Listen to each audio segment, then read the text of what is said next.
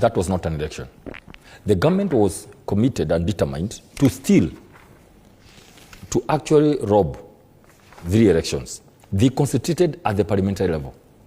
I'm talking about Mbeere, I'm talking about Marava, I'm talking about Magarini. But mostly, we are concentrating on Mbeere and Marava. Now, and I'll give you very quick instances. We thought, because some of us went there, other people went there from the other formation to go and assist Mbeere people to vote. Like, go campaign and allow them finally to vote. That's what we expected. That we would go and vote. Now, remember, when the current president was a deputy, he founded UDA where we were. And we did 7, I think 5 or 6 by-elections. At no one time did the president of Uhuru Kenyatta do the kind of things that we saw. They went there, campaigned, but they didn't interfere with IBC. They didn't. And it's good to have some comparative analysis.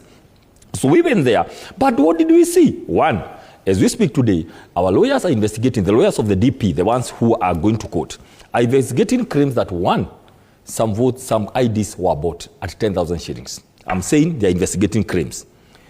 It's like 1,000, 10,000 each, so they never voted. Number 2, people from outside Mbeere voted. 3 days ago, we got information by one of the senior leaders who is elected, saying, I've been told people to come with IDs from a county which is outside Mbeere, outside Embu, and they voted. Later, we got reports they voted. Number 3, look, that morning, Unga was being distributed. Now, another thing, somebody would come and say, somebody as young as me and you, come and say, I don't know how to vote, I want to be assisted. So that when you go there, you say, I want to be assisted. Of course, all the agents come. Then you are asked, who do you want to vote for? They will say, Wamadende, for example.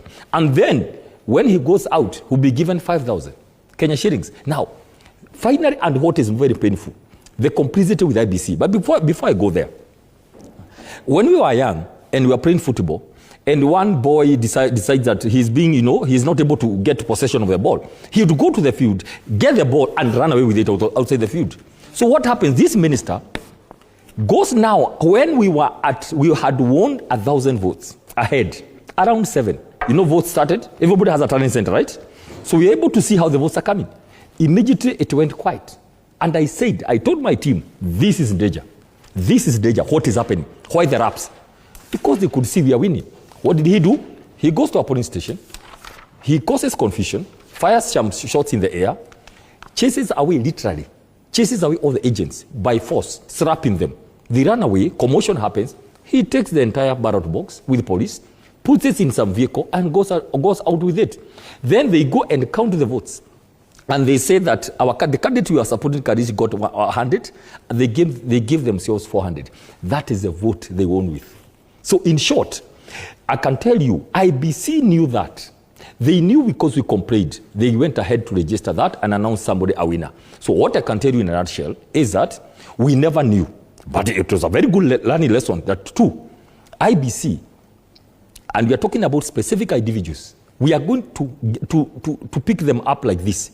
Why did you do A, B, C, D? Because that was very wrong. But the major question, and this is important, even to date, IBC have never told us who was our opponent. Is it Leonard Jero or is that Leo Wamadende, even today? Because the person in the register is Leonard Jero. The person who came to vote was Wamadende. Now, let me tell you the worry that Kenyans have. Is this the IBC that will take us on?